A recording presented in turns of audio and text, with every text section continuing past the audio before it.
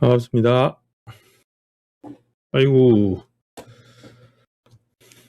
예, 수연님 또 오셨고, 물초딩님 또 반갑습니다. NZ님 또 오시고, 반가운 분들이 다 들어오고 계십니다.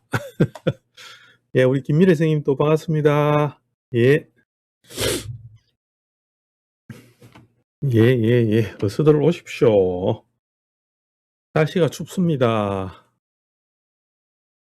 예, 오늘 이상하게 바쁘네요. 뭐, 특별하게 한 것도 없는 것 같은데 왜 이리 바쁘지?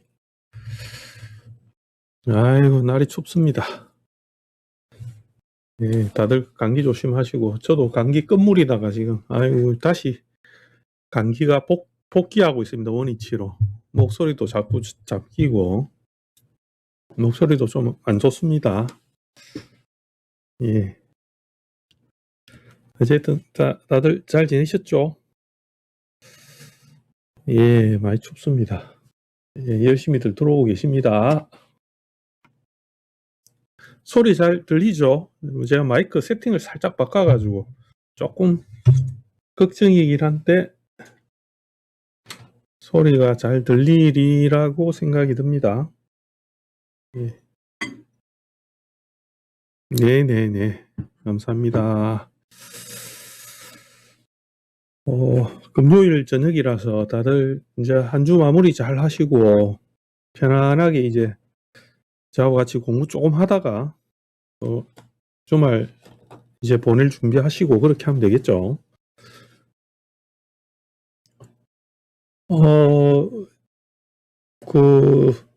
오늘 공부할 것은,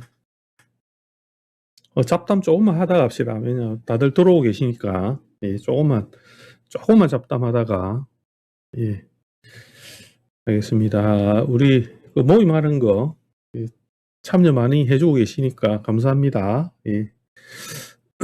다들 2월달이니까, 그죠? 예, 그때는 또 날씨가 좀 풀릴는지, 2월달은 그래도 추운데, 6월, 그래도 입춘지라고 하니까 조금, 예, 따뜻해질란가 모르죠, 그죠? 예. 갑진년 맞이해서, 예, 우리 만나는 걸로 하고,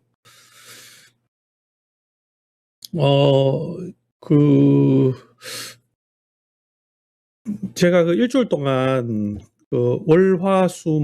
월화수목하고 금요일 날 이제 실시간하고 이렇게 하면 한 주 동안 이 다섯 번 정도 올리지네요. 토요일은 뭐 쉬도록 하고 매일 꾸준히 올렸으니까, 예, 그렇게 하고 한 주 정리하는 의미로 금요일 날 같이 했던 거 좀 복습하고 이렇게 하면 지금 이제 조금 스케줄이 그렇게 잡혔는데, 어쨌든 예, 한 주 동안 우리 공부한 거 좀 정리하고 하는 시간으로 오늘, 예, 그렇게 진행해 보도록 하겠습니다. 댓글은 질문은 많이 없었습니다. 이번 주에는 댓글 질문은 많이 없었고 해서 댓글은 그냥 간단하게 봐도 될 것 같고, 댓글에서 좀 심오한 질문이 있었으면 제가 조금 그거 가지고 할 텐데, 댓글은 많이 없었습니다. 일단 한번 댓글부터 한번 정리를 해보도록 하겠습니다. 제가 그 감기 때문에 목소리가 조금 깔았기 때문에 여러분들이 조금 듣기에 불편하셔도, 예, 이번 주는 어쩔 수 없습니다. 해롱해롱 하고 있습니다. 자, 이렇게 해서 한번 해보죠. 댓글 제가 정리를 간단하게 해봤습니다. 필요한 부분만 대략, 예, 댓글 올려주셔서 감사합니다. 일단, 예, 댓글 많이 달아주셨는데 제가 뭐 조금 이렇게 그 내용이 공부할 만한 거 아닌 거는 좀 정리를 했습니다. 다들 감사드립니다. 댓글 열심히 주셔서 감사합니다. 순서대로 제가 여기서 여기로 가는 순서대로 날짜는 그렇습니다. 네, 이렇게 해서 한번 같이 보도록 하겠습니다. 화개살, 그죠? 화개살은 이게 참, 화개살의 그 신살 부분에서 댓글이 있는데요. 감사합니다. 옛날이 돌아오는 걸 싫어하는, 예, 화개 뜻은, 그죠? 다시 옛 영화를 복구하고자 하는 마음이죠. 옛날에 잘 나갔는데 예. 다시 그걸 어떻게 하면 다시 일깨울까 하는 것이 화계죠. 그래서 화계 작용은 어쨌든 예전에 내가 했던 것을 바탕으로 합니다. 그래서 우리가 공부 같은 것도 열심히 하고 이렇게 하는 것도 나중에 이제 화계를 통해 가지고 다시 공부를 일으키는 거죠. 그죠? 예. 그런 것들이 작용이기 때문에 화계운이 들어오면 내년 이제 갑진년 들어오면 화계로트는 신자진생이 화계에 걸리죠. 예. 그래서 요 띠들은 화계에 걸리면 요게 진토가 이제 뭐냐를 보는 거죠. 일간일 때 간목일간은 재다 이렇게 하고 뭐 병화일간은 식신이다 이렇게 하고 그다음에 경금이나 신금도 금은 인성이죠. 그죠? 인성이다. 경금, 신금일간은 인성이다 이러면 예전에 내가 학창 시절에 만난 친구가 그죠? 뭐 이렇게 관계된 사람이 나타난다. 뭐 이런 식으로 유추를 한번 해보십시오. 틀림없이 그렇게 할 겁니다. 그런 건데 이제 만나기 싫어도 만나야 되는 경우가 있는 경우는 이렇게 참 이래 좀 그렇죠, 그죠? 그다음에 아이고 우리 요 땅똥똥 해놨는데 우리 오늘 봉순이님 늦었습니다. 예, 댓글을 주셔서 감사합니다. 앞에 생략된 게 지금 댓글에 안 나와가지고 예. 우리 이제 제가 명리 이야기하는 거는 좀 쓸데없는 이야기도 하고 그냥 가볍게 뭐 좀 찍는 부분이 있기 때문에 꼭 공부가 안 돼도 한번 들어보시면 되고 이제 물상에 대해서 이제 이렇게 말씀하신 댓글인데 아이고 도시님 오셨네요. 예, 감사합니다.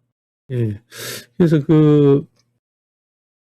물상은 많이들 쓰죠. 그죠? 보통 음양 오행만 가지고서 풀이가 잘 안 되는 거는 의외로 물상이 굉장히 독특하게 특성을 아주 잘 드러내는 경우가 많기 때문에 여러분들이 공부를 하면 거기에 아주 재밌다는 느낌이 많이 받고 물상을 잘 한번 해보십시오. 근데 그거를 전적으로 다 이렇게 가져가면 조금 더 해석이 안 되는 경우가 많습니다. 일이 일어나는 현상은 그거 가지고는 되진 않거든요. 그래서 여러 가지 도구를 근데 뒤에 우리 또 주제가 여기에 우리 일주일 동안 했던 내용이 여기 또 있으니까 그거 가지고 또 자세하게 한번 말씀드려 볼게요. 우리 수화목금의 균형 조화라는 부분에서 제가 설명을 드렸죠. 그것도 질문을 주셨거든요. 그래서 천간을 보는지 안 그러면 사주 전체를 보는지에 대해서 한번 생각을 해볼 필요가 있습니다. 여기에 지지의 글자에도 그 작용력을 어떤 식으로 가지는지에 대한 거 7글자 나를 제외하고 또 나를 어떻게 볼 거냐. 근데 결국 결론은 그죠. 모든 글자의 관계성을 볼 때는 우리 사주 안에 모든 글자에 대한 오행을 봐야 되겠죠. 그죠? 봐야 됩니다. 그런 기준이 일단 좀 정해지고 나서 이제 요 사주를 보는 관점이 생기니까 한번 같이 고민해 보도록 하겠습니다. 이것도 그 다음에 또 우리가 생각해 봐야 되는 것은 오행의 균형 조화 이런 것을 이루고 있는 사주는 별로 없습니다. 누구든지 다 찌그러진 사주를 가지고서 살아가죠. 그런 부분이라서 그렇게 부러워할 필요 없습니다. 이게 정답입니다. 내 사주가 제일 좋다 생각하고 살면 됩니다. 그 다음에 이게 이제 좀 어려운 주제를 5분주에 제가 드렸죠. 이거 이제 공부하시는 분들 머리를 좀 아프게 할 텐데 이 천간합 부분에 요 부분 어려운 주제입니다. 이 부분이 어려운 주제죠. 이거에 대한 제가 좀 고민을 안겨드렸는데 이 부분도 우리 1시간 동안 좀 정리해서 다시 조금 생각을 좀 해볼까 합니다. 그 다음에 이제 복잡하다고 어렵다는 이 댓글이 올려오셨는데 유튜브뿐만 아니고 우리 수업하시는 선생님들도 전부 다 어렵답니다. 지금 식간 때문에 지금 머리가 아프답니다.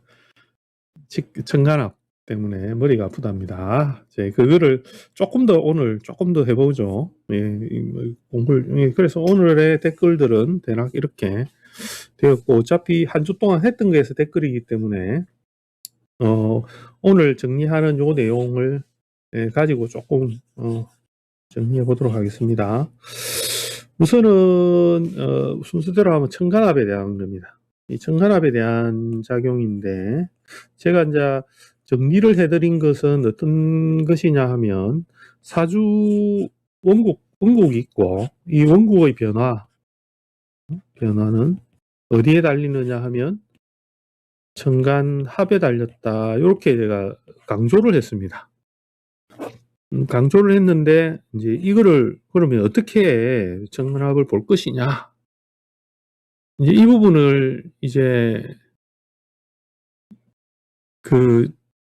좀 어려워하죠, 그죠? 궁금해하기도 하고 어려워하고 또 생전 처음 들어보는 소리다 이렇게 하시는 분들도 계시고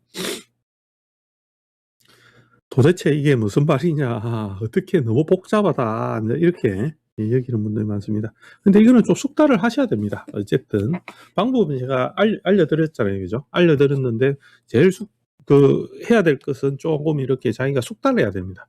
눈에 좀 들어오게 자꾸 해봐야 되거든요.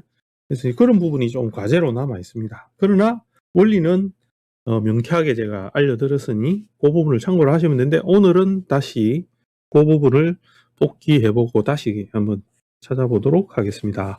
우선은 이 변화를 보는 것은 모든 작용력은 여기에 달려 있습니다. 천간합에 달려 있습니다.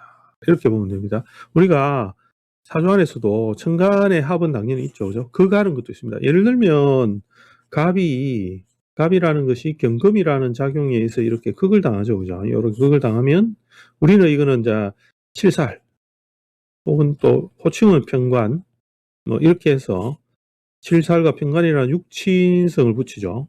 붙여서 갑이 경금에 의하여서 극을 당했다고 이름합니다.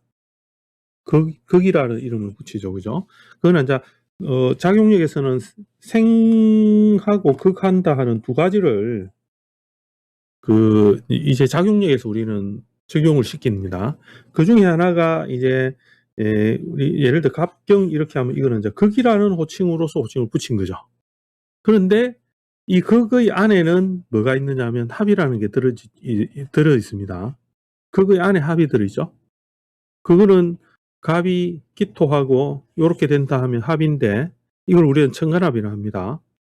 천간합. 그런데 요거를 가만보면 극이 있는 거죠. 이렇게 극이 있습니다. 갑이 기토로 극을 하죠. 그러니까 큰 범주는 생극의 범주 안에 들어갑니다. 이 합도. 그죠? 들어가죠. 그래서 우리는 그 글자의 관계는 이거 두 개밖에 없거든요. 두 개밖에 없다고. 그러면 이게 사주 안에 모든 자리에서도 이 생극 두 개밖에 없다라는 소리지. 더 이상 또 없고 아무도 없어. 그냥 두 개의 생극밖에 없어. 그러면 지지는 그러면 뭡니까? 이제 이런 식으로 이제 우리가 궁금해합니다. 그러면 예를 들면 충이라는 게 이렇게 있습니다. 형이라는 게 있습니다. 이런 건 뭡니까 도대체? 이러면 얘들은 서로 간에 뭐냐면 이렇게 작용해서 합을 못 이루는 애들이겠지. 당연히 그죠? 생은 있을 수 있거든요. 한쪽으로 생을 할 수는 근데 생 안 되는 경우가 많지. 근데 생을 할 수는 있어요. 근데 보면 이게 합을 못 이루는 애들이야. 이 충극이라는 게 지지에서 충하고 형이라는 거는 안 되는 거거든요.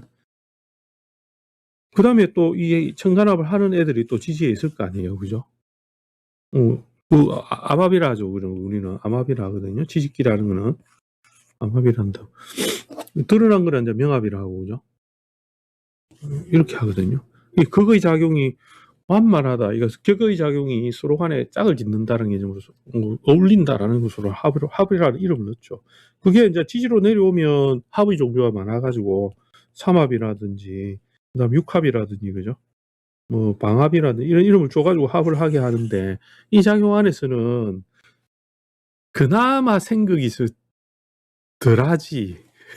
덜하다는 것으로 작용을 하죠. 그죠? 예를 들어서 묘술합이다 이렇게 하면 이 안에서 보면 이거는 을이라는 게 있고 여기서 보면 신정무가 들어있잖아요. 그죠?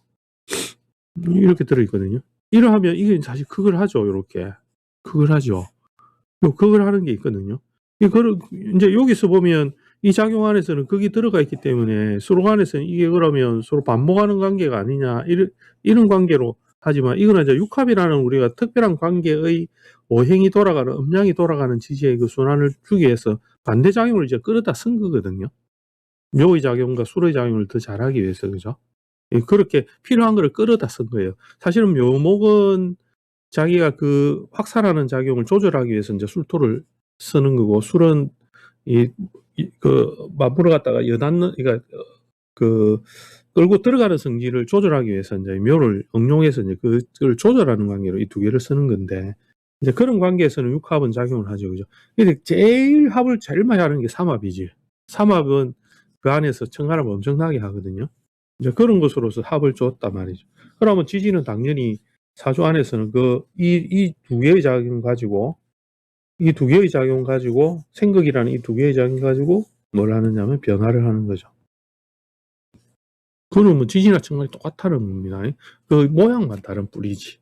그러면 갑이 다시 돌아가 가지고 경금한테 이렇게 하는 것은 합이 아닌 거죠. 합이 아니면 갑은 당연히 어떻게 요렇게 극을 받으면 얘들은 이 경금에 의해서 뭐냐 하면 갑을 온전하게 유지하지는 못할 거예요. 어떤 식으로 또 바뀌거든. 왜냐하면 생이나 극은 전부 다 그 모양을 바꾸게 하는 작용이지. 변화하게 하잖아. 근데 제일 많이 변화하게 하는 애들이 뭐냐면 합이야. 이게 청간합이에요, 청간합. 이 애들은 합이 되었다 하면 얄짤 없이 그냥 바로 바뀌어요. 된다 하면입니다. 조건이 된다 하면인데 이 된다 하면은 안 되는 경우가 많다라는 소리겠죠. 안 된다. 안 되는 경우는 어떻게 안 되느냐. 이 합을 갖다 못하게 방해하면 되겠죠. 방해자가 있으면 합을 할 수가 없어요. 우리는 합이 안 되는 경우는 어떻게 하면 합이 안 되느냐 하면 당연히 짝을 못 짓게 하는 관계는 평관 같은 거잖아요. 평관. 그죠? 혹은 생을 해서 생의 작용이 드러나면 이게 평관으로 돌아가니까 생을 하면 보통 평관이 되거든요. 그런 관계가 엮여 있다고. 딱 냉정하게 엮여 있죠. 그죠? 그러니 당연히 변화의 상태에서는 합이 아닌 상태는 생극이 그 평관의 작용력이 일어나죠. 그죠? 합을 하거나 무조건 일어나게 돼 있거든요. 다시.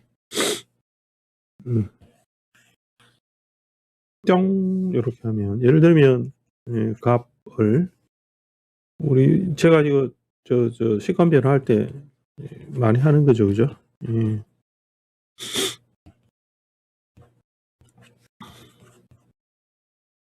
갑이 기토하고 짝을 짓잖아요. 요렇게. 그죠? 기토가 뿅 이렇게 나오죠. 요렇게 칠사를 바로 만들 때 있어요. 합을 하면 무조건 칠사를 만들거든요. 이거 끊으려고 칠사를 만든다. 합을 끊으려고. 뿅 이 상황에서 끊는다고요. 끊어버리면서 갑이 이렇게 가면서 경금의 극을 받으면서 요로 딱 돌아가게 만들죠. 자, 그죠?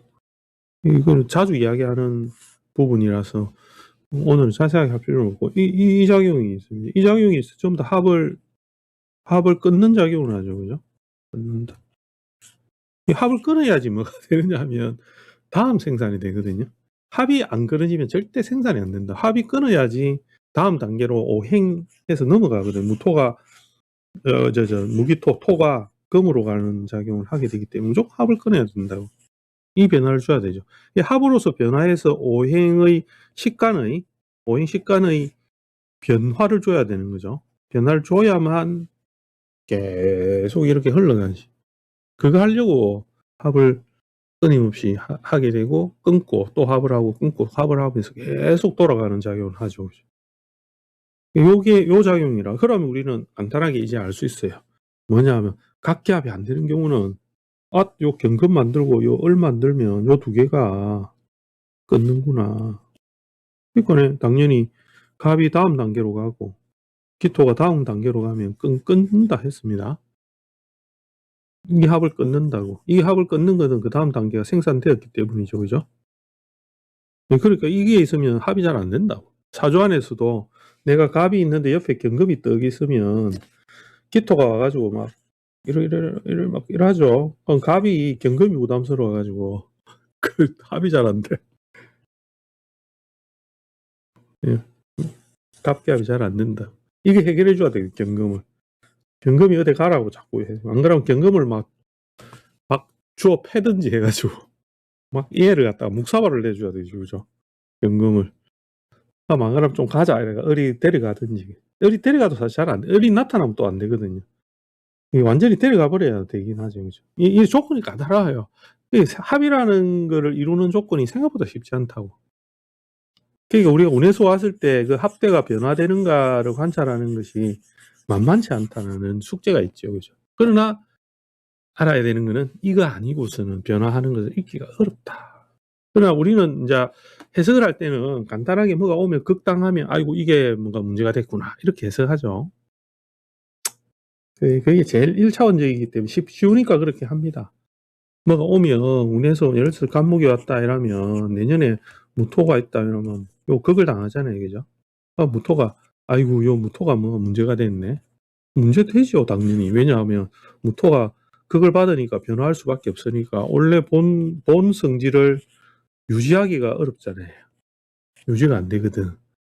그래서 바뀐다고. 얘가 바뀐다고. 간목 때문에 바뀌죠, 그죠?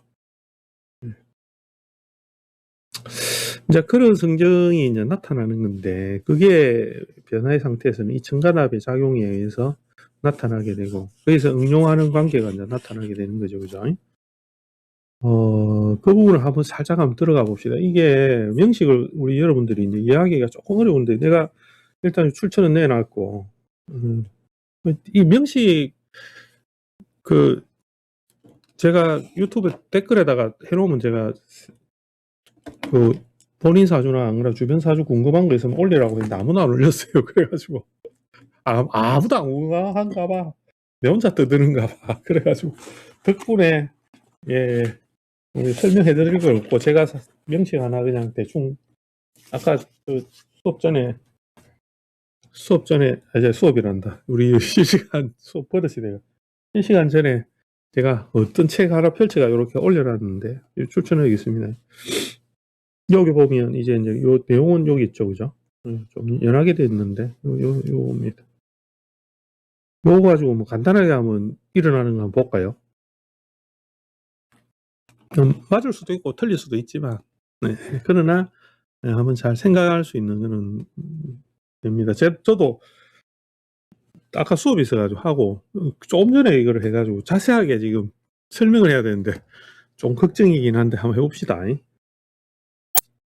자, 원국에서 우리가 분석하는 게 필요해요. 이 사주에 대한 분석이 필요합니다. 이게 뭔 분석이 필요하냐면, 일단 구조에 대한 뭐 격이라든지 안 그러면 우리가 오행적 관계에서 자월의 기토가 가지는 어떤 모양새나 이런 것들에 대한 이야기를 해야 되는데, 일단은 그거는 지금 여기서 하는 주제가 아니니까 일단 생략하죠. 여기 보면 이제 관 2개 나왔으니까, 자, 요렇게 2개가 딱 걸쳐졌으니까, 아이고, 남자 둘이네. 이거 이야기하는 거, 이런 거는 너무 쉬운 거죠. 그런 것들. 자월에는 기토가 목을 세워야 되죠, 그죠? 목을 세워야 되는 거고, 격은 이제 제격이 되는 거고, 밑에가 이렇게 많이 깨졌어요. 이 사주들은 많이 깨졌죠, 그죠? 흔들려가 있는 것이고, 이런 부분에서는 이 사주가 안정적인 형태는 아니죠, 그죠? 그거는 뭐 차치하고라도 구조를 보면서 우리 이해를 해봅시다.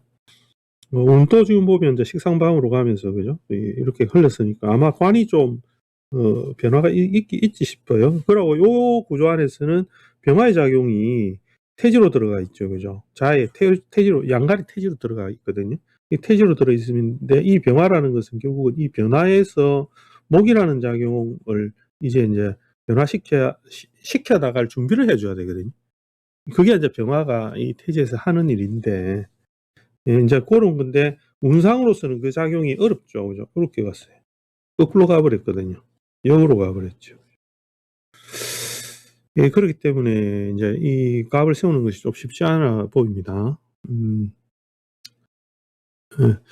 자, 그 다음에는, 이제 자기 근의 작용이 여기서 오에서 있는데 살짝 이렇게 충이 돼서 닫혀 있죠. 그죠? 근이 닫혀 있고. 병화도 아까 좀 요렇게 이야기한 건데, 자, 요런 상황에서 한번 봅시다. 유대운을 한번 봅시다. 계유가 왔거든요. 운상에서 계유가 왔어요. 자, 그러면 지금 이야기하는 거는 지금 요거 이야기하는 겁니다. 첨가의 활용과 요거 첨가랍의 응용, 요거 이야기하는 거예요. 요게 주제입니다. 지금 헷갈리면 안 됩니다. 자, 요렇게 됐죠. 그러면 이제 계유대운이 왔어요. 계유대운이 오면 우리가 이제 봐야 되는 거는 이제 이 유금이라는 이 계절적 작용을 봐야 되죠. 그죠? 금운을, 이 사람 지나가구나. 유금이 왔을 때는 또 개수가 토안했을 때의 작용에서 온년을 나눠 보면 되거든요. 이렇게 하면 개수가 작용하는 거. 그러면 당연히 자중의 개수가 이제 올라왔겠죠. 그죠? 개수가 들어오게 되면 병화를 극을하는 것도 있고 갑을 갖다가 돌려내려 하는 작용이 있겠죠. 그죠? 그래, 이제 그런 작용이 이제 보태져 있는 것과 이 사람 입장에서는 재성의 작용이 나타난 건데, 그 작용을 일단 봐야 되는 거. 그 다음에는 이제 이렇게 되면은 개수가 이제 이 목이 많고 병화 많기 때문에 제가 쉽게 소모돼요. 소모된다고. 이제 이렇게 돼버리면 유금 가지고서 뭘 하느냐 하면 계속 이제 수를 돌려내려고 하는 이 작용에 욕심이 많아지거든요. 이 상관생자라 식신생제겠지. 그 작용이 요 계유에서 일어나기 쉽다고. 자, 일단은 그거는 그렇고, 그 다음에 이제 유가 오는 동작을 보면 유금이 들어왔어요. 유가 들어오게 되면 이제 유가 지지군 작용에서 하면 어떤 작용을 하냐면 이 유금이 밑에 구조에서는 뭘 하느냐면 아까 이야기했던 형충을 하게 되거든요. 형충을 하게 됩니다. 형충을 하고 합을 하죠. 그죠? 삼합을 하거든요. 합을 하는 자는 전혀 없어요. 근데 이제 유가 오와 붙고 자와 붙고 유와 붙고 자와 붙고 이런 식으로 순서대로 하거든요. 금묘하실로 따라간다고. 똥똥똥똥 이렇게 따라가죠. 따라가는데 유가 이제 여기서 시선을 봐야 되는 건 요 정도 갈 때 유유장이 발생하거든요. 요 정도 갈 때. 요 정도 갈 때가 언제냐 이러면 이제 나이를 치면 되죠. 그죠? 나이를 치면 돼요. 이 대운이 24대운이니까 한 5살 봐면 되거든요.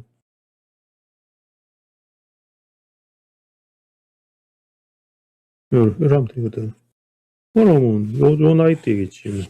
그죠? 그때는 유유장이 일어난다. 이게 이제 유유로 글자가 안정이 안 되면 여기서는 이 자용으로서 유가 일어나면 우리가 유유작용에서 본 금의 피해거든요. 이 금이 안정이 안 되는 거죠. 이 신금의 작용. 지지 안에서. 그죠?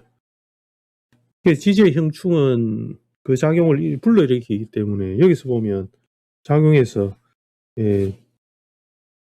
이 병화의 소실을 암시하죠. 병신합을 암시하거든요. 이렇게 작용을 일어나게 해줘. 그걸 암시를 하고 있으면서 뭐가 들어오느냐 하면 갑자가 들어온 거예요. 그러면 뭐가 이게 이제 빠져나가면 요게 좀 변수긴 해요. 왜냐하면 기토도 못 치는 모습이거든요. 기토가 못 치는 모습이니까 그 근을 갖다가 없애버리는 작용과 함께, 그죠? 요거 같은 거는 갑이 소멸되고 새로운 이제 요것도 합거라는 것이 갑기합이라는 천간합이 변화돼요. 예,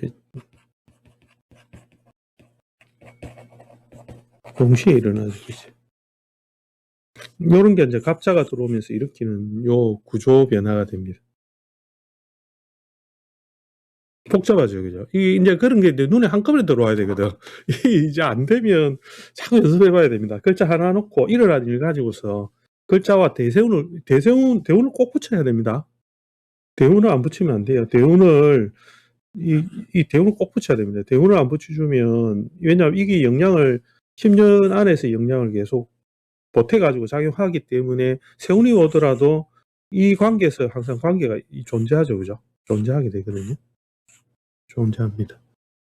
그 작용이 이렇게 이 하나의 작용을 주면서 이 대운 안에서의 전반적인 사주의 환경을 비틀게 되죠. 가을이라는 환경을 비틀면서 그 다음에 갑자라는 세운이 들어오면서 작용력을 주면서 계속 이 사주 원국을 비틀어내는 거죠.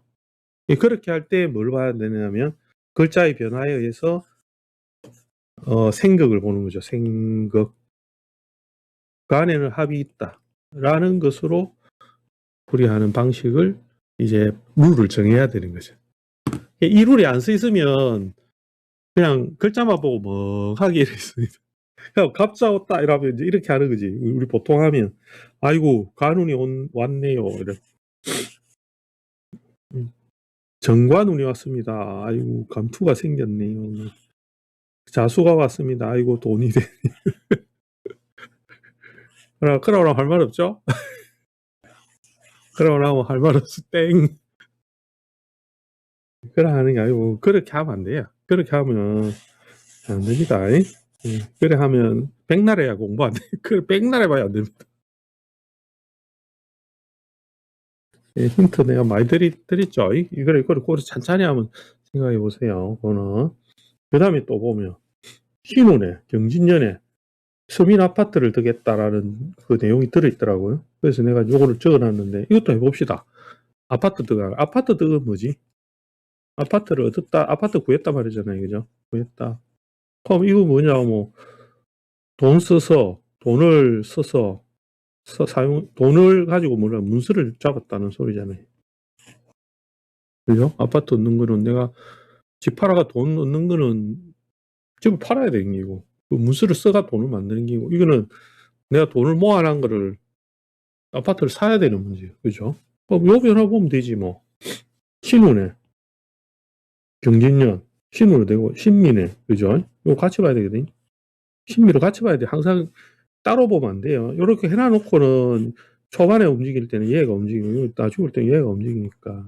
이게 근데 미는 또박, 또박, 또박, 또박, 요렇게 가요. 항상. 이 천간은 항상 변화가 많기 때문에 언제든지 막 가면서 이렇게 되죠. 그죠? 지금 보면 요 신금 왔을 때 병신하면 요 눈에 딱 보이죠? 이런 걸 빨리 캐치 딱 해놔야 돼. 어우, 이렇게. 병신합수를 잘라 하는구나. 신미에. 신금의 출처는 어디에? 여기에, 여기에서 왔어요. 내가 그 매일 명리 이야기 이거 매일 하는 거, 거기에 이야기 다 해놨으면 출처를 꼭 보라고. 출처를 꼭 봐야 돼요. 이 출처를 보는 이유는 이거에 관계된 거예요. 여기, 이 자리에.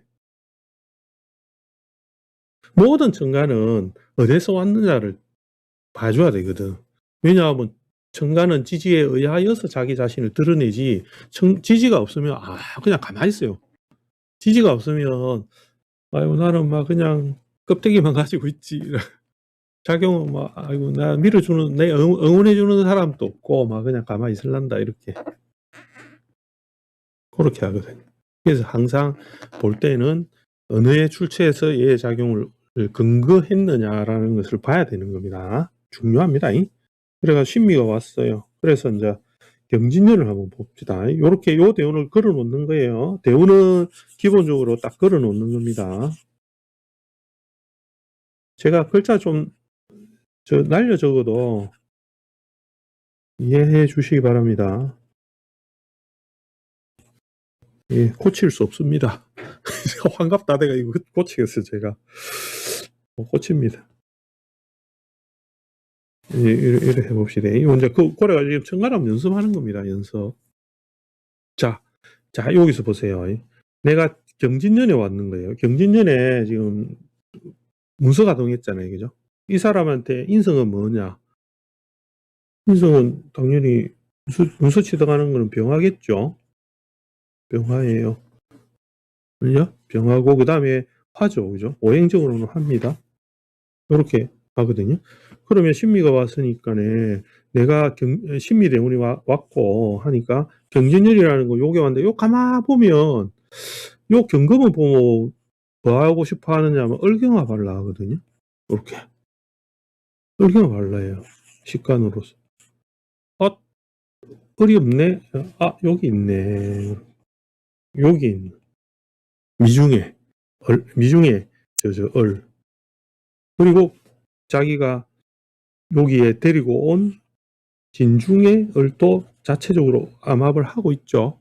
요렇게 암합 자체적으로 하고 있어요. 요렇게 몰래 요렇게 하고 있어요. 그럼 요런 작용에서 이 얼경합을 하려고 하겠죠. 경금이 왔을 때는 상관이라는 것을 뭘로 이제 관성이라는 것을 동원해서 식상이라는 금을 짜려고 하는 동작을 하게 됩니다. 근데 여기서도 합을 하려고 하고 여기서도 합을 하려고 하는 작용이 있습니다. 그죠? 그렇게 정리를 할 수 있습니다. 진에는 뭐냐면 얼개무가 있어요. 요렇게. 그죠? 얼개무가 있습니다. 그러면 여기서 이제 요 작용들은 지장간이라고 우리가 합니다. 지장간이라 하고, 뭐 원료 그냥 해도 상관없어요. 어차피 요거 지지 안에서는 요라고. 그 다음에 이제 숨어 있는 거랑 있다 했거든요. 뭐냐면 임수. 요거는 딱 숨어 있죠.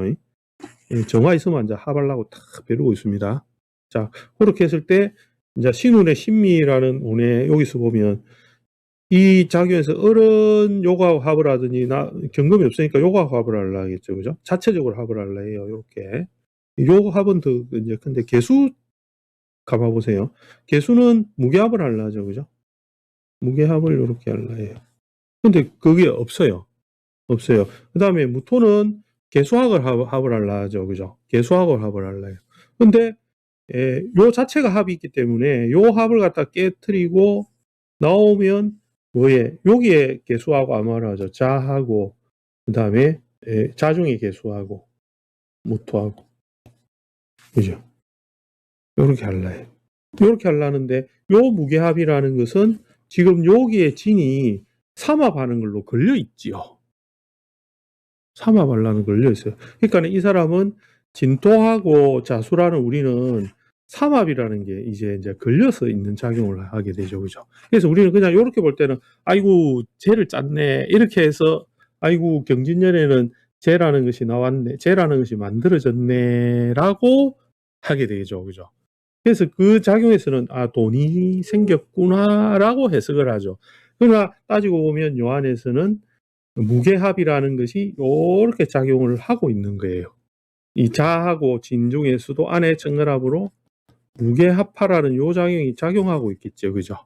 삼합만 보는 건 아니에요. 근데 이 삼합이 무게합이 막 안에서 일어나고 있지만 겉으로는 표면적으로 나오지는 않아요.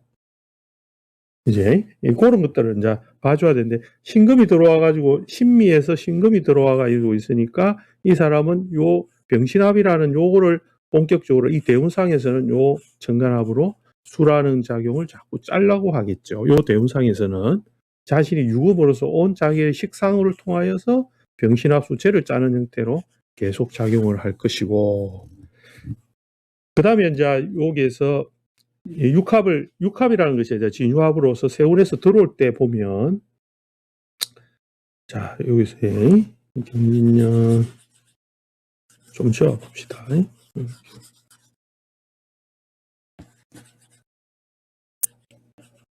경진년 요렇게 다시 좀 적어야 되겠습니다. 자, 다시 해서 경진년 요렇게 들어오면 이제 진토라는 것이 이 사람에게는 신자진이라는 것을 죄를 짤 테고, 그 다음에 이 합이라는 게 이제 진토와 결합하고, 그러면 이 좌우충이 없어지겠죠. 그죠? 원국의 변화는.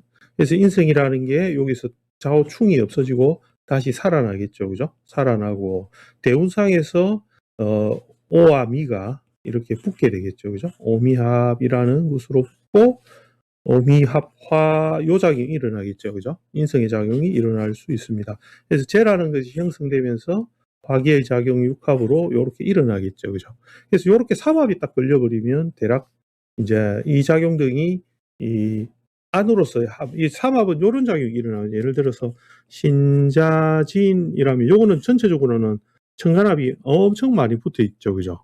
예, 무게합이라든지 이제 이런 것들이 아주 많이 붙어서 작용을 합니다. 이 신중에는 그러니까 이제 이 신은 이 경금이라든지 임수라든지 이런 것들 대동하고 있지만은 그 을경합이라든지 그 다음에 무게합이라든지 이런 청간합들이 대략 붙어가지고 합의 삼합자는 작용을 하게 되죠. 그죠? 그래서 청간합이 상당히 제일 많은 게 이제 삼합이 됩니다. 삼합 작용을 잘 보면서 이제 그 작용들이 서로 엮이게 되는 거죠. 이 삼합은 그런 작용이 있습니다. 그래서 이 작용은 삼합은 어쨌든 여기서는 수라는 작용을 좀 많이 짜는 형태로 나타나겠죠. 그 다음에 이제 신사를 붙여도 됩니다. 경진 이렇게 해가지고 신사를 붙여서 작용을 봐도 되겠죠. 요거는 월살 요렇게 붙이면 되고, 지살 요렇게 붙이면 됩니다. 상관, 월살, 급제 요렇게 붙이면 되겠죠, 그죠? 예.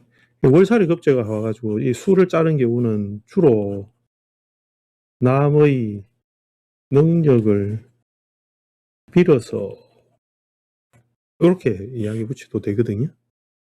월살의 급제. 빌어서 재를 북을 이루려고 합니다.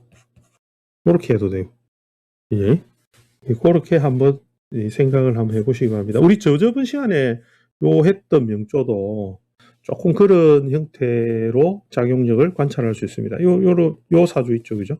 기억나시는가 모르면 언제 했나 모르겠는데 몇 2주 전인가 우리 요거 가지고 동일 사주, 그죠? 요거 할 때도 모르는 사주들도 보면 그런 작용이 우리가 유추할 수 있습니다. 예를 들어서 한번 해봅시다. 아무거나 요거 해보.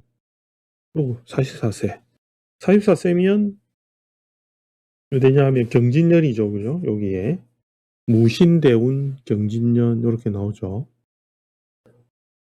무신대운 경진년. 그럴 때 그때 이제 배우자 관계하고 이별이나 그 모양을 했거든요. 사별, 이혼 이렇게 이제 내하고 떠나간 거지, 그죠? 떠나간 건데 이 두 개가 사별하고 이혼을 했기 때문에 이거를 명쾌하게 이거는 사별, 이거는 이혼 좀 어렵잖아요, 그죠? 어려운데 어쨌든 간지 변화에서는 한번 따져보겠습니다. 그러면 경진년 요렇게 하죠. 대운은 어쨌든 무신대운이죠. 무신대운을 이렇게 적어놔야 됩니다. 무신대운 적어놓고, 왜냐하면 요 글자에서 작용력이 있기 때문에 이렇게 붙이죠. 자, 그러면 이렇게 해보면 무신대운에 경진년에 경진이 왔습니다. 이러면 경금은 뭘 하려면 을경합을 하려 할 거고, 이렇게, 그죠? 그 다음에 진은 뭐 아까 이야기했던 을개무 요거 보면 되죠, 그죠? 이렇게 하면 이 사주는 관성이 따라와서 을경합을 이렇게 암합하고 있는 상황에서 신이라는 대운과 무라는 대운이 같이 이렇게 작용을 하고 있습니다. 배우자는 누구로 치냐면 금이라는 작용을 보겠죠, 그죠? 원국에서는 유금이라는 것으로서 배우 글자를 가지고 있습니다.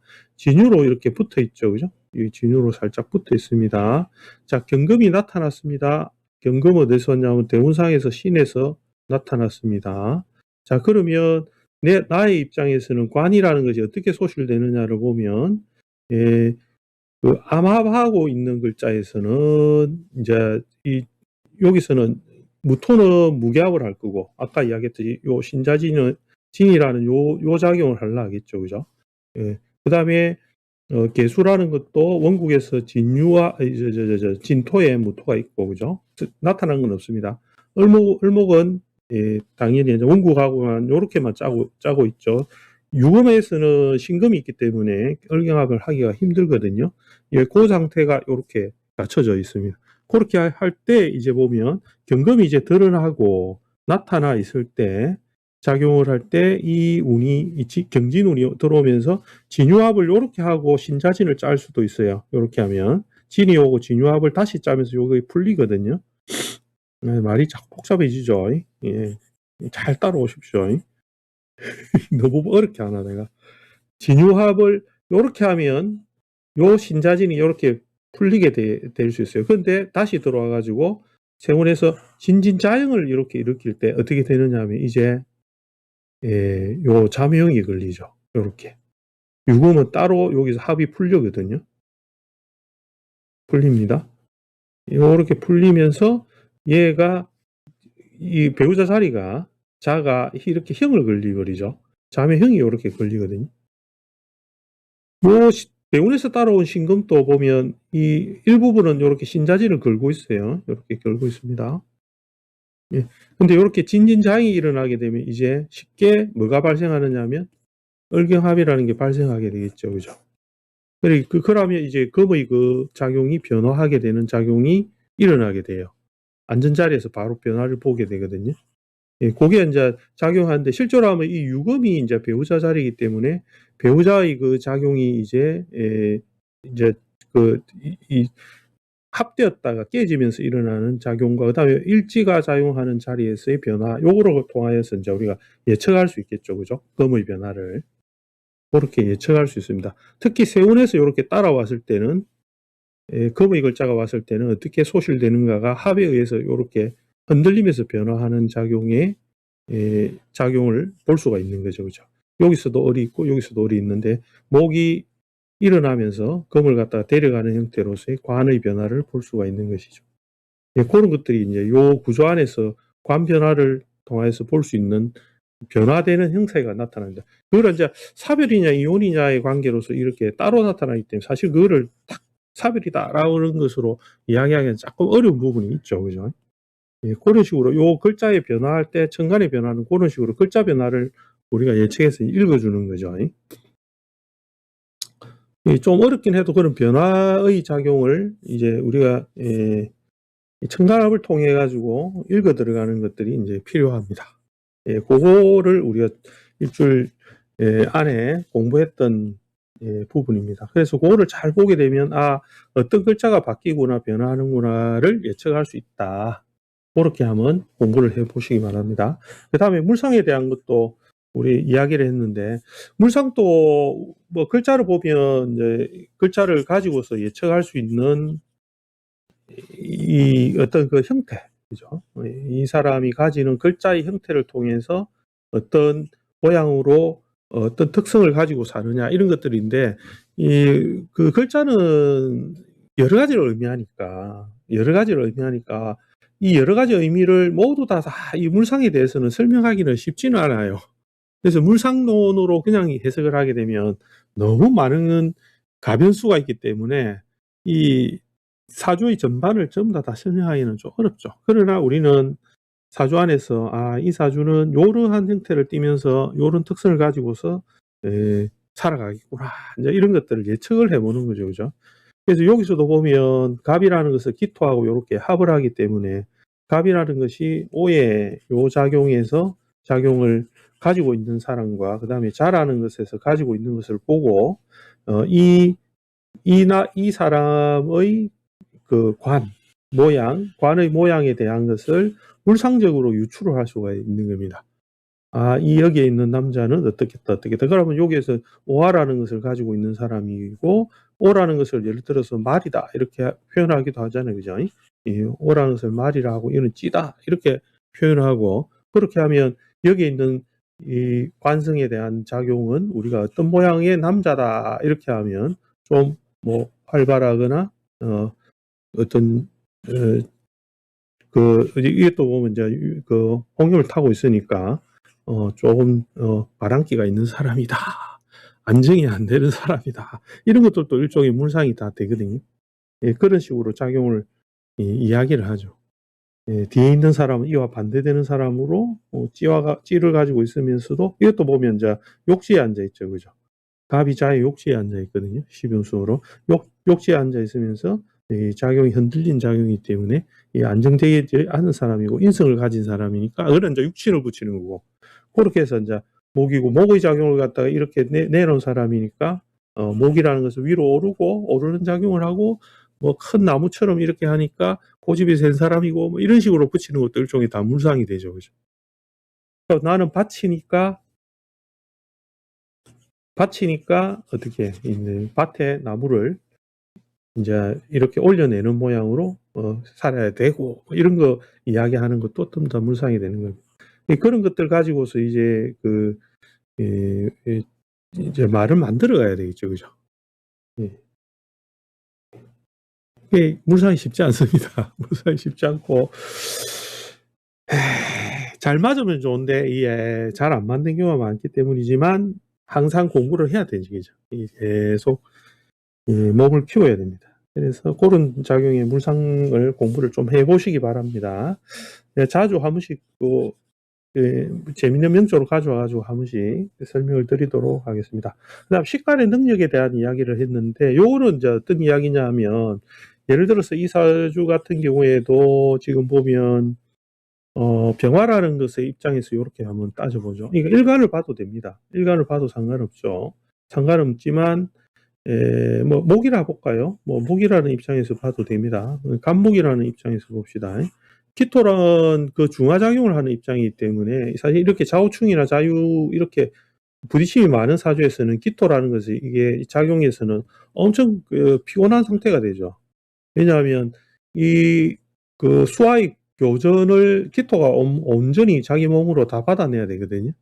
그래서 엄청 곤란한 상태의 그런 구조를 많이 가지는 게 밑에가 이렇게 부딪혀 있고 수화가 교전될 때의 형태가 키토가 엄청 곤란하게 되는데 일단 요 구조에서는 목이라는 입장에서 한번 따져보죠. 목이라는 입장에서 따져보면 간목의 입장에서 보면 갑이라는 것은 보행적 작용에서 수와 화의 이 작용에서 안정을 취하거든요. 근데 여기서 보면 간목이라는 것은 병화를 이렇게 내놓은 상태는 병화를 내놨죠. 그죠? 병화를 잠시만. 갑을 여기 적을 게 아니고 여기 적죠. 병화를 이렇게 내놓고 그 다음에 밑에서는 자수하고 오화라는 것의 계절 글자를 이렇게 번갈아 가면서 냈죠. 그죠? 냈으니까 목이라는 것의 안정은 어떤 것을 의미하느냐 하면 안정된 수의 공급과 그 다음에 그 안정된 수의 작용을 통하여서 화를 이루는 이 두 개의 자리에 존재하게 되거든요. 요 두 개의 자리에 존재하죠. 그죠? 그러니까 이 작용은 어떤 십요수로 들어가게 되면 이 자수라는 그러니까 자수라는 계절의 갑이라는 것과 5월의 갑이라는 이 두 가지의 작용력을 다 가졌다는 소리가 되잖아요. 그죠? 요 두 개의 작용의 영향을 다 받고 있다는 거죠. 여기에 있는 구조는. 그러면 이 목이라는 작용력은 물론 이제 오화에 앉아서 먼저 있지만 이 영향은 이렇게 다 받고 있고 지지의 그런 천간에 모두 영향을 주지만 요거는 특히 바로 옆에 붙어서 이렇게 충을 해놨기 때문에 이렇게 두 개가 걸리죠. 그죠? 그렇다면 이 갑이라는 것은 이 수를 받아서 올라와서 안정적인 이 병화를 보면서 가려고 하는 동작이 밑에 이 환경에 의하여 수화가 불안정한 상태를 얻었다는 것이 되는 것입니다. 이 관계는 간목한테는 간목의 그런 작용력을 엄청나게 감쇄시키는 작용을 하겠죠. 네, 그래서 그 역할에 있어서는 그 자기가 간목이라는 것은 즉 수화화를 안정적인 그 능력, 자기의 능력을 가지고 안정적인 교류하는 능력을 가지는 것이 바로 목이 돼요. 그래서 완만하게 수를 화 쪽으로 보내주는 역할을 하는 것이 바로 목의 능력이거든요. 목의 작용력이고. 그래서 두 개가 갑이라는 것과 을이라는 두 개가 이 수와 화를 전부 다 교류시키는, 연결시키는 작용을 하고 있는 거죠. 그죠? 그런데 환경적으로서 이렇게 흔들려 가지고 있고 이 수화가 흔들림으로써 뭘 하느냐 하면 비로소 목이 그 자기의 능력, 이 교류하는 능력을 상실하게 되는 작용이 생기게 된다는 것을 뜻하죠. 그죠? 이제 그런 것들이고 병화도 마찬가지입니다. 병화도 그 능력을 발휘하려고 하게 되면 무엇을 해야 되느냐 하면 여기에 있는 목이라는 작용을 통하여서 금이라는 작용을 열어주는 작용에 바탕을 해줘야 되겠죠. 그죠? 그래서 병화는 목이라는 것이 안정되어야 비로소 금이라는 것을 이루어주는 단계에 자기가 존재하게 된다는 거죠. 그래서 여기서 보면 이 사주는 금이라는 작용이 있기는 하지만 목이라는 작용이 반대적으로 이 작용이 흔들려 있기 때문에 이 사주는 목이 두 개가 나와 있고 밑으로서는 수화가 교전이 되어 있는 상황에서 병화가 안정적인 금의 상태를 이루어 나가는 것이 잘 안 된다는 소리가 되겠죠. 그죠? 잘 안 된다는 소리가 되죠. 병화의 입장에서. 그럼 나한테 인성이고 인성이라는 것은 결국은 그 결실을 이루는 즉 인성의 덕을 받아 이루는 이 금의 작용이 부족하다는 것을 뜻하게 됩니다. 잘 되지 않는다는 거죠. 또 한쪽으로 갑이 두 개 나왔으니까 한쪽으로 더 많이 치우쳤다라는 이야기도 되고 두 개가 나와 있으니까 그죠? 수와 목이라는 것들이 더 많다라는 것이 됩니까? 이제 그런 기준을 보는 거죠. 그래서 시선을 약간 돌려서 그렇게 보면 한 가지 사주 안에서도 그 작용에서 일어나는 가지고 있는 그 관계에서 내가 화로 태어났다 이러면 화가 이 목과 금이라 하는 이 관계에서 어떻게 균형을 잡느냐. 그죠? 마찬가지로 정화도 마찬가지입니다. 목과 금이라는 작용에서 얼마만큼 균형을 잡고 있느냐. 금이라는 것은 수와 화의 관계에서 얼마나 균형을 잡고 있느냐. 그거를 보는 거죠. 수도 마찬가지입니다. 금과 목이라는 균형을 얼마나 잡고 있느냐. 그래서 우리가 흔히 자월이나 뭐 이렇게 추울 때 신금이 해월이나 뭐 자월이나 이렇게 보통 이렇게 태어나고 너무 금이 많고 수가 많다라든지 이렇게 해버리면 작용에서는 금이 가지는 작용은 화의 작용과 수의 작용의 이 사이에서 균형을 잡아야 되거든요. 그렇게 할 때 자기 자신의 가치나 능력이 향상이 되죠. 그런데 이렇게 무조건 수가 많다거나 이렇게 해버리면 어떤 작용이 생기냐면 오히려 자신의 능력인 수, 즉 식상이 되겠죠. 그죠? 식상의 능력이 잘 발휘가 안 돼요. 발휘가 잘 안 됩니다. 이런 것들이 이제 나타나는 현상이 바로 이제 요 균형에 있습니다. 반대작용의 균형에 있습니다. 그것으로서 자기가 모양을 갖추면서 너 금이 정말 잘한다, 금이 정말 뛰어나다 이런 것을 칭찬받게 되거든요. 그런데 일방적으로 수가 많다 이렇게 해버리면 금이 너 능력을 잘 발휘 못하는구나, 제대로 하는 것이 없구나 이런 것을 평가받게 되죠. 상대적 관계에서 균형을 잃어버렸다는 것으로 이제 우리가 보게 되는 거죠. 그죠? 그런 것들이 무수히 사주 안에서 많이 일어납니다. 그래서 이 부분을 이야기한 것이 저번 시간에 제가 알려드린 식간의 능력이라는 것입니다.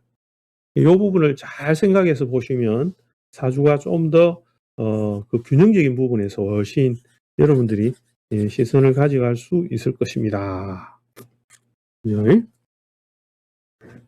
그래서 이제 사주 8글자를 보더라도 항상 일간을 중심으로 모든 것을 볼라 하지 말고 다른 구조, 그죠? 다른 글자들도 어떤 그 구조를 가졌느냐를 보는 거죠.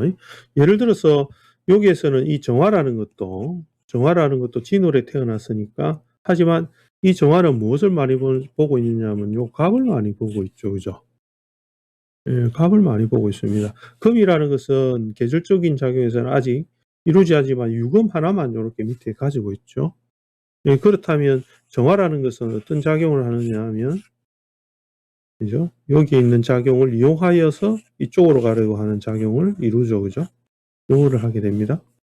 목과 금의 작용력의 균형을 통하여서 정화가 훌륭하다, 좋다, 안정되다 이렇게 하는 거죠.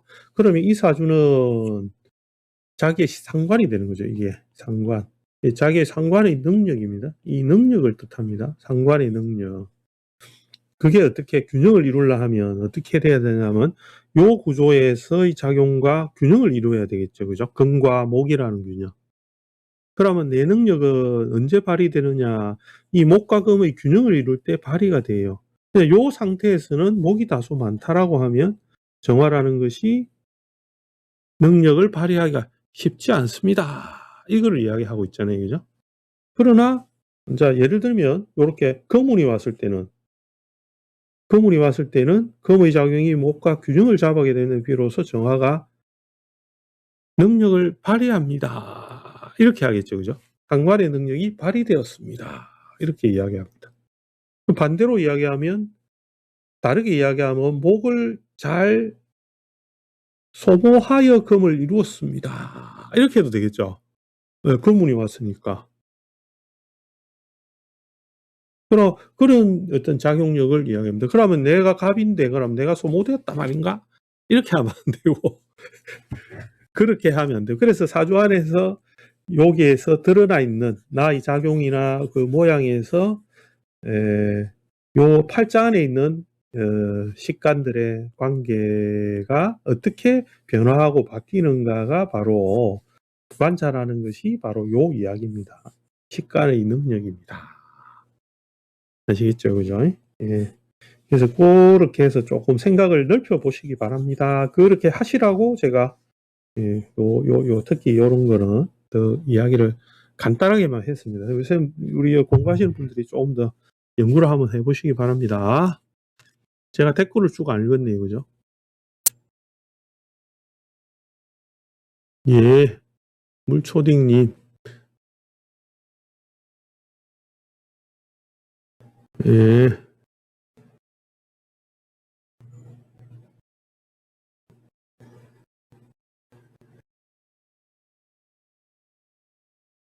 예예예예예. 예, 댓글 감사합니다. 제가 예예예. 댓글 감사합니다. 다 읽어보지 못하겠다. 제가 나중에 한번 읽어볼게요. 예, 댓글 감사합니다. 오늘 그래서 대략 앞에 우리 일주일 동안 했던 거 예, 정리를 조금 해봤습니다.